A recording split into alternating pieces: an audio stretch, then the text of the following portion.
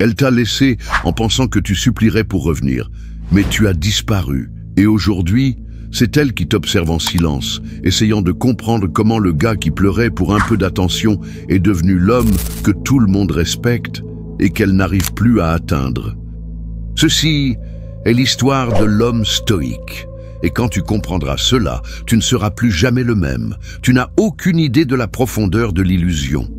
On ne t'a pas seulement appris à être poli, on t'a conditionné à amputer ton pouvoir et à appeler ça une vertu. On t'a appris à romantiser ta propre obéissance, dressé comme un animal domestiqué, à remuer la queue face à la réprobation. Quand une femme fronce les sourcils, retire son affection, quand son regard se refroidit, tu paniques, tu te précipites, tu joues un rôle, tu t'excuses et tu crois faire ce qu'un homme bien devrait faire. Mais la vérité est tout autre. Les faibles sont ceux qui ont le plus tendance à moraliser leur soumission, comme si c'était de la bonté. Ce n'est pas une vertu, c'est la peur déguisée en sainteté. Tu n'as pas été brisé par la cruauté. Tu as été brisé par la faim désespérée d'être aimé. Tu t'es trahi pour un sourire. Tu as abandonné tes valeurs pour un baiser. Tu as restructuré ton âme pour paraître moins menaçant, moins masculin, moins toi.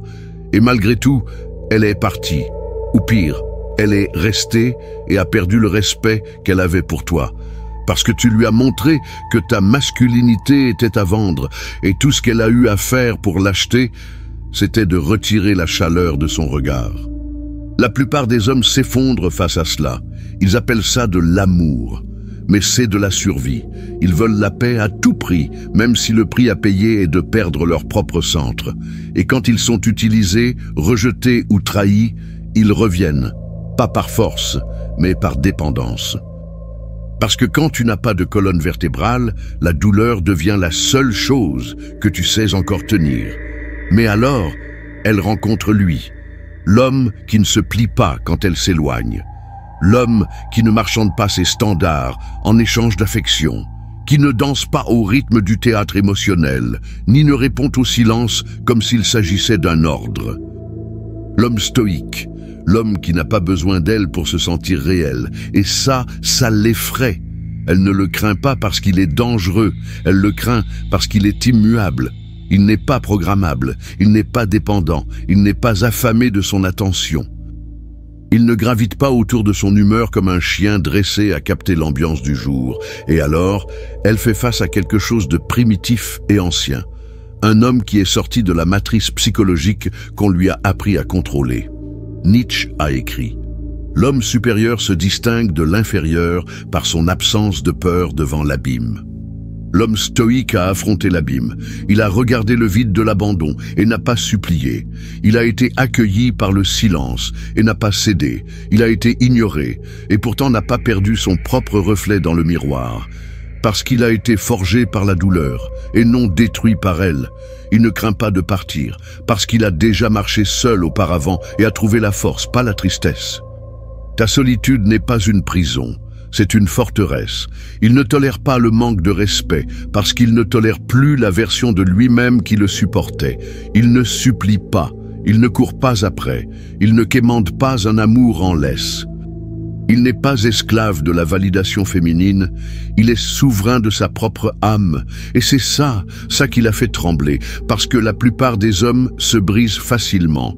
Il suffit de retirer la tendresse, et ils pleurent. Il suffit d'élever la voix, et ils se recroquevillent. Il suffit de menacer de partir, et ils promettent de changer. Mais cet homme ne fait rien, il se contente d'observer. Et dans ce silence, elle assiste à l'effondrement de son scénario. Les répliques répétées ne fonctionnent plus. Les boutons émotionnels qui marchaient toujours ne répondent plus. Parce que cet homme n'est plus connecté à sa machine émotionnelle. Il voit le jeu et ne joue pas. Et maintenant, quelque chose change pour toujours. Elle commence à se demander, est-ce que je me suis trompé? Est-ce que j'ai perdu quelque chose que je n'ai pas compris quand je l'avais? Et non, ce n'est pas de l'amour, c'est du respect. C'est cette force invisible qu'elle a ressentie pendant un instant et qui la hante maintenant. L'homme stoïque n'a pas besoin de vengeance. Il est la justice incarnée, la façon dont il se relève en silence, comment il reconstruit sa vie avec discipline, comment il marche avec assurance, tandis que d'autres rampent à la recherche d'affection. Ça la hante, parce qu'au fond, elle le sait, elle ne l'a pas remplacé par quelqu'un de meilleur. Elle l'a écarté en espérant qu'il supplierait pour revenir, mais il n'est pas revenu, il a évolué. Pendant qu'elle mesure encore la valeur à travers l'impact sur les réseaux, lui mesure la valeur par la maîtrise de soi. Pendant qu'elle se nourrit de likes et d'approbation, lui se nourrit de respect de soi et d'actions disciplinées. Il se lève tôt, s'entraîne dur, prend soin de son esprit comme un guerrier aiguise son épée, pas par colère, mais par but. Et chaque jour qui passe, il s'éloigne de l'ancienne version de lui-même, celle qui pleurait pour de l'attention, qui acceptait des miettes et appelait ça un festin. Aujourd'hui, il exige le respect ou la distance. Et cette transformation, silencieuse, profonde, radicale, est ce qui provoque l'impact le plus dévastateur, parce qu'il n'essaie pas de prouver quoi que ce soit. Il devient, et ce genre d'homme n'a pas besoin de crier pour être entendu. Sa présence parle pour lui. D'autres hommes l'observent en silence, se demandant comment il est devenu si froid, si ferme, si inébranlable. Mais la vérité est simple. Il a souffert, mais il a cessé de souffrir pour ce qui n'était pas aligné avec sa vérité. Il a arrêté de se sacrifier sur des autels qui ne lui rendaient jamais la foi. Il a cessé de courir après ceux qui l'utilisaient comme roue de secours émotionnel. Il a arrêté de marchander avec ceux qui traitaient l'amour comme une monnaie de contrôle. Il est devenu entier. Et les hommes entiers ne se courbent pas pour entrer dans des espaces superficiels. L'homme stoïque ne déteste pas les femmes. Il n'est simplement pas esclave du besoin de leur plaire. Il a appris à admirer le féminin sans s'y perdre, car un vrai homme n'est pas celui qui se façonne selon les goûts des autres, mais celui qui se construit sur des principes et vit selon une posture, non selon l'anxiété.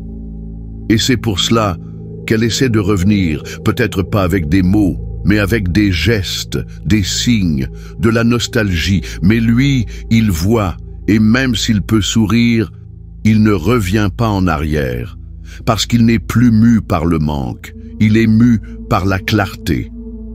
Et cette clarté l'a rendu libre, libre des cycles émotionnels toxiques, libre des chantages affectifs, libre de l'idée que être bon signifie être passif. Il a appris que la paix que tu vends pour être aimé est la même qui te présente la facture, avec intérêt, dans le silence de la nuit. L'homme stoïque dort en paix, pas parce que tout est résolu, mais parce que lui est résolu. Et c'est cela qui fait de lui un danger, pour les systèmes qui prospèrent grâce à des hommes fragiles, pour les relations fondées sur la domination émotionnelle, pour une culture qui enseigne à l'homme à haïr sa propre force. Il est la révolte du masculin blessé, la guérison de l'homme qui a saigné en silence, la revanche de celui qu'on a traité de froid, simplement parce qu'il a refusé le rôle d'esclave émotionnel. Et au bout du compte, c'est cet homme que la vie respecte, que d'autres hommes observent, et que les femmes, même sans comprendre, ressentent l'impact. Et l'homme stoïque est la vérité revenue avec des cicatrices, mais jamais plus, avec des chaînes. Si cela t'a touché d'une quelconque manière, laisse un like et abonne-toi à la chaîne pour faire partie de la communauté avec nous. Maintenant, sur ton écran, apparaissent 2 autres vidéos qui se connectent à tout ce dont nous avons parlé aujourd'hui. Choisis-en une et continue à plonger plus profondément dans le sujet. Parce que l'homme qui décide de s'éveiller ne retourne jamais dormir. On se voit dans la prochaine vidéo.